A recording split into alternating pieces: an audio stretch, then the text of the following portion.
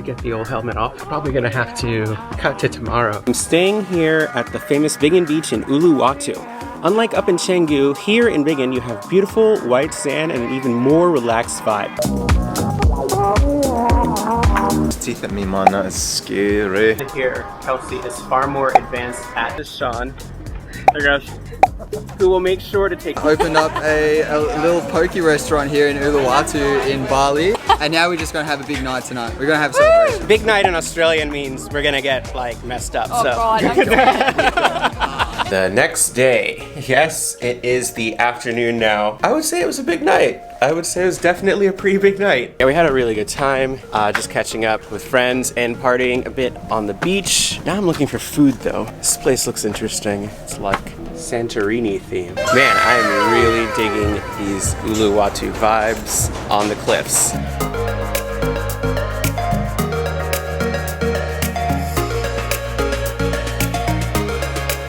Getting my fish and like making it, cutting me like a piece from like a fresh fish right here on the beach. And then, yeah, I'll just be sitting up here and eating it. This is crazy. Pretty sure that was just like super fresh. It always tastes super fresh. We'll see here once I get the food. Okay, look who just arrived. Kiana is here.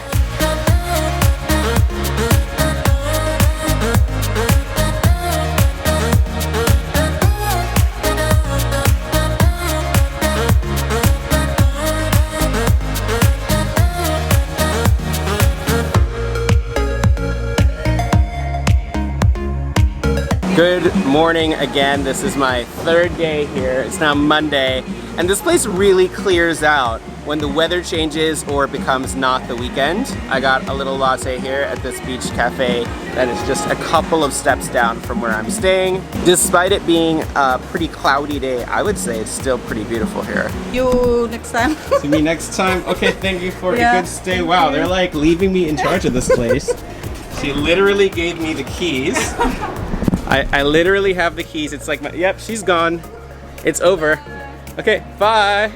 See you next time. This is, oh yeah, I like you too. It's like I have my own beachfront multi-room. I think there's like 6 or 7 or 8 rooms here, and I can just chill out as long as I want. There's literally no one else here. Obviously, this is because of the current situation.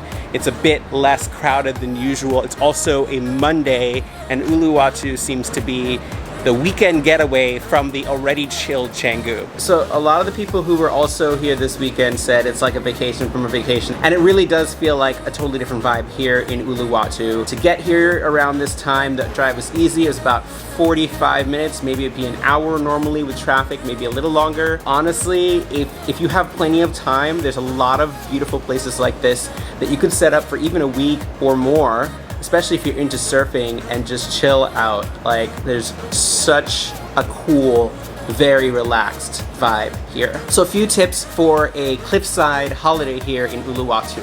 First of all, the cliff situation is real. Like, yes, it's beautiful and stunning views, but you have to realize the top area is probably about a 20-minute hike up or down from the ocean. So if you get accommodation that is all the way at the top, like many of them actually are, that are cliff facing, you'll have to go down about 15 to 20 minutes and up about 15 to 20 minutes. Very steep stairs, very steep stairs if you're coming here, and that's just not that fun.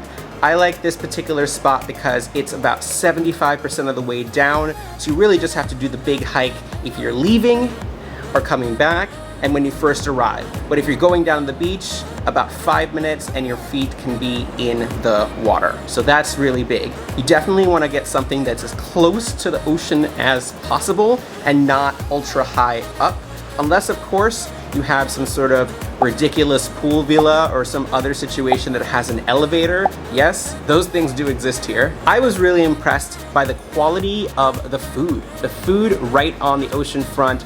All these places look super simple, but I had some of the best grilled snapper and the best fish and chips that I've ever had anywhere, just a few feet from the ocean right here. It looks so simple, it looks like this would not be good, but this was really actually very good. As a seasoned Airbnb host, I'm super particular about where I stay, and when I was looking at like all these different options, some of them looked more like maybe this is a better experience in pictures or on Instagram than when people are staying, talking about all kinds of extremely dirty and rundown situations. And I mean, with just a little bit of research for around the same price, you can typically find something that's better. And I think that this is that place. The Wi-Fi here is also pretty good. The coverage throughout all the cliffs is good, and the speed is average for Bali. You could probably get some work done here if you really wanted to. They have this whole beautiful co-working area. We also checked out Sal's secret spot, which is a little trendier looking and at the same elevation as this particular spot as well. I prefer the rooms here more, but that definitely has a slightly more Instagrammable look to it. And the Sal's secret spot that is not on the cliffs is awesome. Everyone said that those rooms were even nicer, and their pool area was pretty incredible looking. As far as food, yeah, I would definitely hit up the spots right on the beach. There's also a vegan warung that Kiana really liked and got some amazing looking vegan nachos. I can't have those because I'm allergic to everything vegan, but hey, they looked good and she liked them a lot.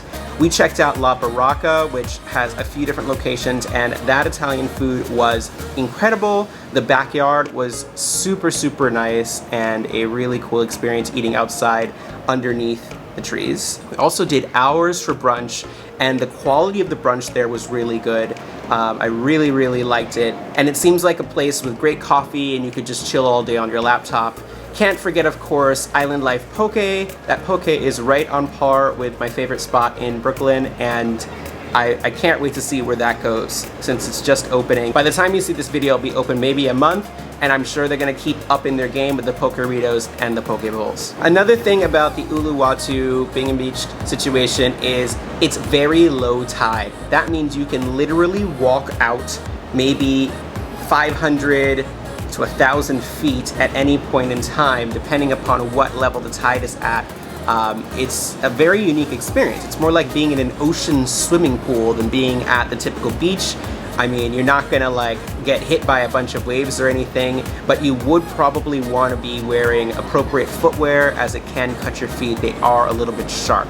But yeah, you can literally see people surfing right, like it just kind of drops off apparently as you get out to where the surf is, and then you can start surfing. You can also get surf lessons right here on the beach very easily. The popular thing to do here, which I'm gonna try next time too, is to beach hop. This time I stayed right here on Bingin Beach. I just wanted to really immerse myself in this particular beach, but in a future video, in a future adventure, we're gonna hop around and try all the different beaches. They all have really interesting names based upon the surf breaks, and I'm actually probably gonna try surfing. I mean, I always thought, and there are some places here where the waves are massive, but here it seems like super beginner, barely a wave, very similar to like a Waikiki in Hawaii if you've ever been there. A much more relaxed vibe than Waikiki. Waikiki is pretty built up, pretty touristy and intense. This seems like just a chill hidden getaway. If you were super fast traveling Bali, like you only have like 5 to 10 days, I would definitely recommend at least 1, probably 2 nights here on your stay just to get a totally different experience. The beaches here,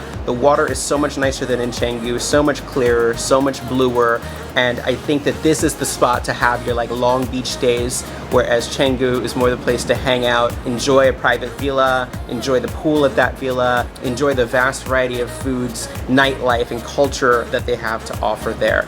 I mean, technically, all that is here as well, but it should be paired together. I think that would make a much better experience. One thing to note about getting here in Uluwatu is you can take a car from Canggu, and that will cost about this much. And once you're here, you could rent a scooter as well and just go all around, or you can bring your own scooter from Canggu, which is what I did. Normally, maybe not the best idea or hard to do with lots of bags, but if you've just got a backpack, you could totally do it. And right now I was one of the only people on the entire road. It was a very surreal experience and a super easy drive over. Totally was thinking this would be a lot harder than it was, but it turned out to be pretty easy. Okay, enough of the just like sitting and talking. I think it's time to go and explore really quick for sunset. I've got about 2 hours, and we're gonna end my Uluwatu trip, I think, on a bang with a very, very interesting spot I think I just discovered about 18 minutes from here, so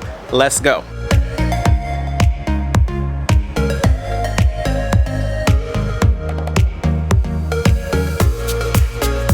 Well, that was a pretty crazy ride. I think I'm in the right place though. I'm just walking up to the spot. Right now, it's actually not that hard to find on Google Maps. We'll put the link below.